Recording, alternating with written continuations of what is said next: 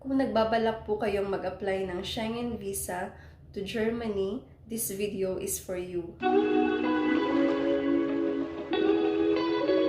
Hello everyone! Kung bago po kayo sa channel ko, my name is Hannelith Rudes. I am a Filipino and I am married to a German national. So, sinishare ko po dito sa channel ko yung mga experiences namin from our first meeting sa Maldives, travel requirements from Philippines when I visit him to Germany, until we got married in Denmark. So baka makatulong po yung mga videos ko. Please subscribe po and click the notification bell para ma-notify kayo sa upcoming videos na gagawin ko. So kung napapansin niyo po, iba na naman yung background ko. Andito po ako ngayon sa Yellow Hotel kasi kauuwi ko lang po from Germany to Philippines. And andito ako ngayon sa Cebu. Isa ako sa returning overseas Filipino and kailangan kong mag-quarantine for 10 days. So, andito ako ngayon sa hotel and it's my 5th day today. Sobrang nakakalungkot mag-isa ulit. So, for today's video po, paano ba mag-apply ng Schengen Visa na hindi na kailangan dumaan sa travel agency or magbayad ng travel agent para mag-process? So, ano ba yung ginawa ko nung first time kong mag-apply ng Schengen Visa to Germany? Mahirap ba or easy lang? Actually, in my experience, hindi po talaga siya mahirap. It's my first time po na mag-apply ng Schengen Visa and never pa po akong nakapag-tourist visa or visit visa before kasi I'm only an OFW sa Taiwan. And wala akong idea kung paano ba mag-apply ng visa. Hindi po ako dumaan ng travel agency. Nag-apply po ako on my own. Ito po yung step-by-step na ginawa ko. Dahil short stay visa lang po yung in-applyan ko, which is visit visa. Sa VFS Global po ako dapat mag-send ng application or mag-submit ng visa application. So, first nyo pong gagawin para makita nyo kung ano-ano ba yung mga requirements na kailangan. Punta po tayo sa website ng VFS Global kasi doon natin makikita yung mga requirements. Pag open nyo po sa VFS Global, ito po yung makikita nyo. Step-by-step guide. So first, identify visa. Ano ba yung visa na applyan nyo? So dito tayo sa view more. And then, the first step is to determine which visa type you need. My experience, nag-apply ako ng visit visa. So, dito muna tayo sa visa type para malaman natin kung ano yung requirements for visit visa. Visa type, and then ito yung makikita nyo, visa information, and then please select visa type. So, since in my experience, nag-apply ako ng visit visa, so pipiliin ko yung visit family or friends. So, ito yung makikita nyo kapag pinindot nyo yung visit visa, family, friends. Then, nakasulat dito for unmarried couple. Unmarried couples are no longer required to have lived together or met in Germany. However, they still need to have met in person even once. So, kung mag-a-apply kayo ng visit visa for unmarried couple, dapat nag-met na kayo kahit once. Okay lang kahit hindi kayo nag-met sa Germany or nagsama na before. As long as nag-met na kayo kahit isang beses in any countries. Click po natin yung overview para makita natin kung ano-ano ba yung mga requirements na kailangan. Overview, and then makikita nyo sa baba is ito, documents required. Documents required, ayan. And then, dito sa visit visa checklist, meaning nandyan po yung list ng mga documents na kailangan. So, ito. Click here to download document checklist for visit visa unmarried couple. So, ito po yung makikita nyo kapag kinlik nyo yun. And ito po yung mga listahan kung ano-ano yung mga documents na kailangan for visit visa unmarried couple. So, dito nyo makikita lahat. So, ito, passport. Ito lahat ng mga documents na kailangan. Ginawa ko po, kinumpleto ko lang po talaga yung mga nakalista dito sa checklist for visit visa unmarried couple. In my experience, hindi na ako hinanapan ng mga supporting documents kasi kumpleto po yung mga documents ko na nasa checklist. Gusto ko pa sanang magbigay ng mga supporting documents kasi sobrang kabado ako noon na baka hindi ako ma-approve.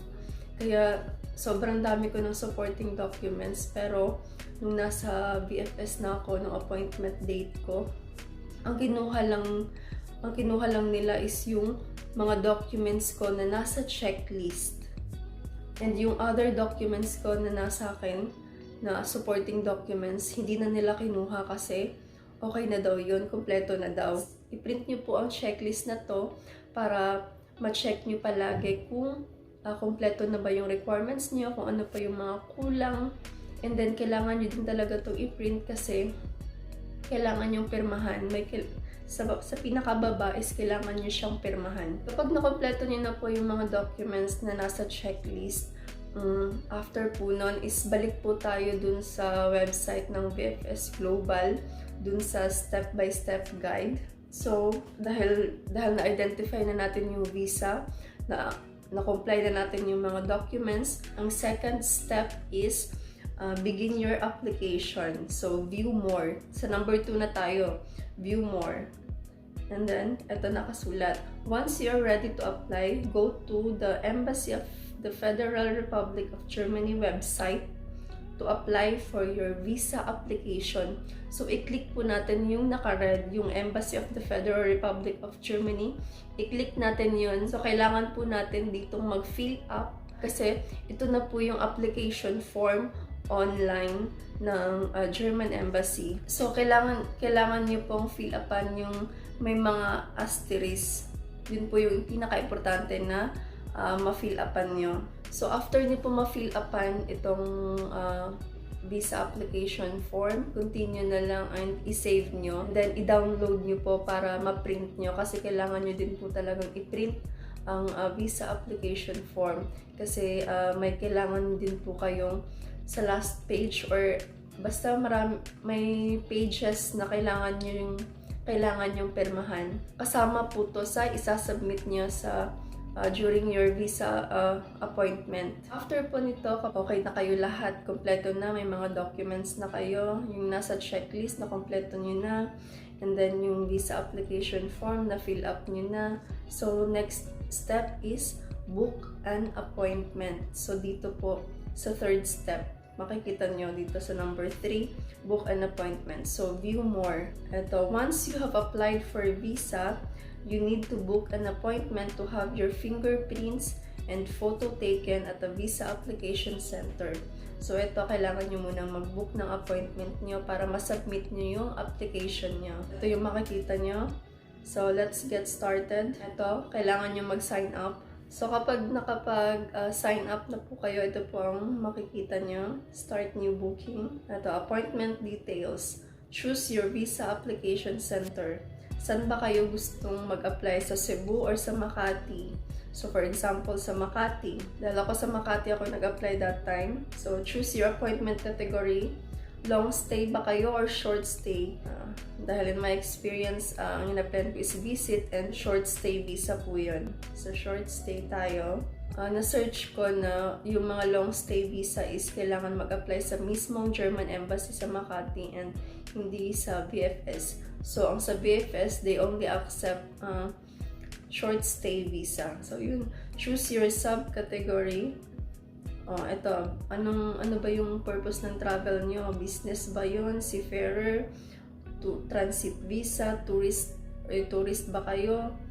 Visit or visit for unmarried couple? So, in my experience, is visit visa unmarried couple. So, ito yung, ayan, makikita nyo kung ano yung date ng earliest available slot ng appointment. September 1 ang earliest available slot nila. So, next step po is pay your fees. So, pwede nyo pong bayaran siya online during your booking of an appointment. During na mag-book kayo ng appointment, pwede nyo pong bayaran online yung visa fee.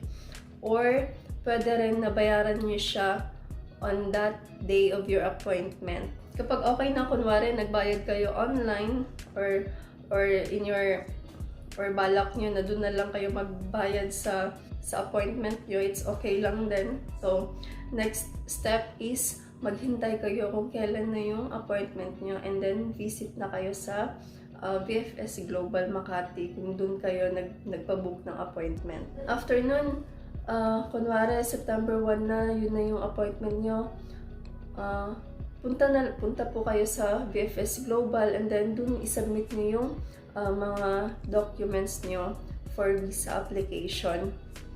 And then after nyo masubmit yung mga documents, kailangan nyo lang po siyang i-arrange kung paano po yung nasa checklist na pagkalista. Yun, ganun din po yung pag-arrange nyo para hindi siya hassle para dun sa mag-check ng documents. And then after po nun, kapag na-satisfy sila na complete yung documents nyo, dun mangyayari yung biometric kung saan kukunin yung fingerprint nyo. And then after nun, uwi na, and then maghihintay na lang po kayo sa result. So in my experience, February 8 ako nag-submit ng application, and then February 9, tumawag yung German Embassy sa akin, and they asked some clarification, and parang interview siya, mga I think almost 5 minutes yon. And then after nun, February 23, na-receive ko yung passport ko and with visa, meaning approved po siya, 'di ba? So kahit first timer pa lang, walang imposible. Basta sabi ko lang po talaga is kumpletuhin niyo lang po yung nasa checklist, yung mga documents na nasa checklist. Kasi in my experience, kinumpleto ko lang talaga yon, and may dalawang document ako na inad, and yun yung cover letter and day-to-day itinerary. So I advise na gumawa din po kayo ng cover letter and gumawa din po kayo ng day-to-day itinerary para at least may idea sila kung ano ba talaga yung purpose ng travel mo, and ano ba talaga ang gagawin mo doon. Kasi 'di ba, since pandemic, medyo